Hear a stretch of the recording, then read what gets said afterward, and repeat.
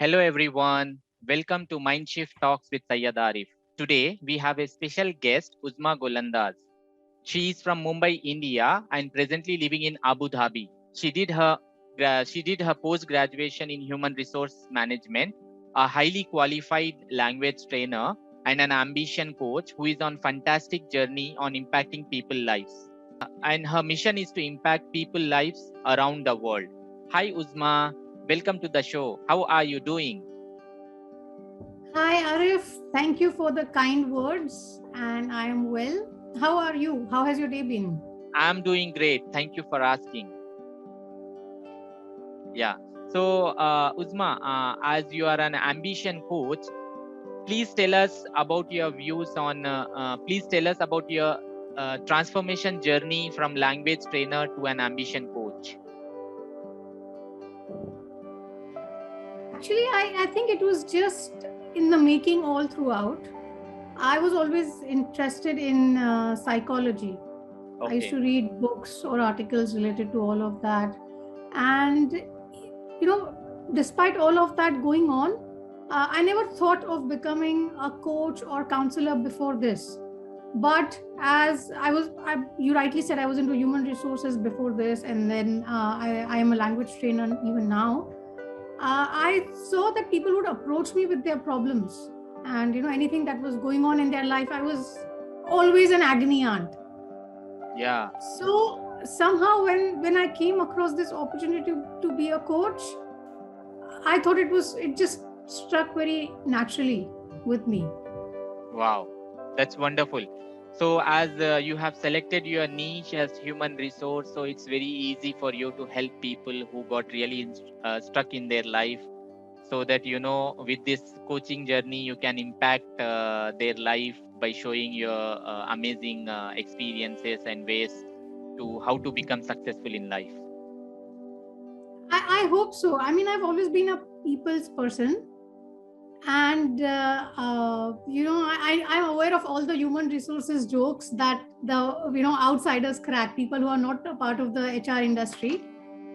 I don't think I've ever been mean as someone who has hired or to my colleagues, but yeah, I think I have a streak for people. Wow, that's lovely. So, Uzma, what are your views on ambition? Like how ambition is really important to a person to become successful in life? Ambition is something that you want to do strongly. That's what I feel. Okay. And normally people associate it with their profession or career choice. I don't think it's necessary that ambition has to be just with respect to career. You can have many small ambitions in life: an ambition to travel the world, an ambition to be, say, more outgoing, to be, I don't know, maybe to become an activist or someone who contributes to the society. So it does not necessarily have to be with respect to what you are going to do for a living.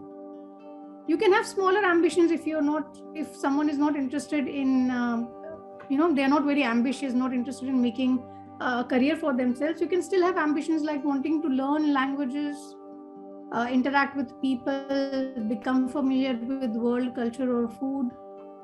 So, and I think it's very important to have ambition in life because that helps you to gain more experience, see more things in the world, understand different perspectives, just develop different connections in your brain. Each time we do something, it forms a connection in our brain. And when you do something repeatedly, that is how pathways are formed. So when you have an ambition, even if you change it from time to time, say you want to learn English now, tomorrow it could be learning German, that's okay. But as long as you continue to have an ambition, have a mini goal, it helps you to do something with your life, have experience, have stories to share, and it keeps you emotionally well. Because when you don't have something to focus on, you start focusing on people around you, and in an unhealthy way. Like you start obsessing about people, you start interfering in their life too much. So Yeah. I think having an ambition helps you to be a healthy individual. Yeah, I fully agree with you because ambition is very important for for a person to move forward in his life. When I was a child, when I was doing my schoolings, that time my ambition was to get highly qualified, to get master degree, to study well, to study well. This was my ambition. So during my childhood days, I don't know what is ambition, what is goal, what is vision. That time I don't know anything, but my mind was telling me, this is my ambition, and I want to study more. I want to become postgraduate. So in my childhood days, I set this ambition, and after that, I just walked through on my ambition, and now I'm become postgraduate. I did MBA and doing a very good job and having a very good life. So I fully agree with you. Like ambition plays a major role in a personal life to become successful. Thank you for sharing that one. That's Uh, great. And it's quite possible to do things without actually being aware of them. Like exactly. you may be following a certain rule or principle in your life without being aware that it is good for you or bad for you, or that it is an established principle in a certain stream of science. That happens. Correct. Correct. What's your views on women in empowerment? Like, what tips will you give to a woman to become successful in their life? uh, there actually is a lot that can be said. And it so happens that we get so carried away by stereotypes that when you start talking about women empowerment, and if you happen to be a woman or a girl yourself, the first reaction like that you get from the person in front of you is, are you a feminist? Yeah. Which is what made me laugh.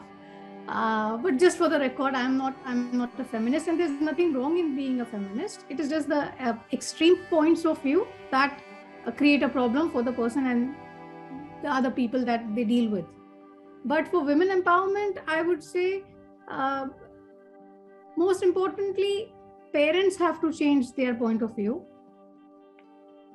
Thinking that, okay, well, normally women get married, and it is the responsibility of the husband to take care of the finances. Well, that's okay. I will not argue with that, but it does not harm to be independent yourself. Like if you are capable of doing something, or at least you acquire the skills that you are able to do something in the future if the opportunity arises, or if circumstances do change in that way, then why not? So I Yeah. think people should be prepared for good and bad times. Like we have contingency fund, I think women's education, they are struggle to acquire skills, it should be acknowledged and encouraged.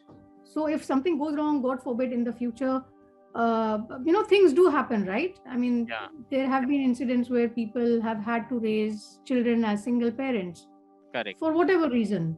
Correct. It could be separation, it could be death, it could be anything. So you should be capable of doing that. Yeah. Yeah. So I think parents have to change their point of view, and women have to be a little bit more kind to each other, because I see this a lot. Women seem to be a little bit more aggressive towards other women, either because they have faced the same bad things in their life and they think this is how it should go on, or because it's just plain competition. But whatever the case may be, I think we need to be fair with each other first. And the injustice, even if they may have happened to you, they need to stop somewhere. There has to Yeah. be a full stop somewhere. Yeah. That's true. Do you think education also plays a major role for women empowerment? The quality of education or higher education? Absolutely. Education plays an important role. Education, I think, is uh, the natural way to go about things. I mean, when you think about pursuing a certain career, education or acquiring that qualification is the first thing that comes to your mind. Yeah. So that is the most natural or the most common way to go about things. But then there are so many other things that you can do for which you don't require formal education. Like, people have their own catering business. They have their own, tailoring business, though they don't know much about stitching clothes themselves, but they know how to hire the right people Correct. and maintain that staff. They Correct. may have a decent sense of style, and Right. they own those businesses. So Correct. whatever suits you, that is important. Something that you like and something that you do well.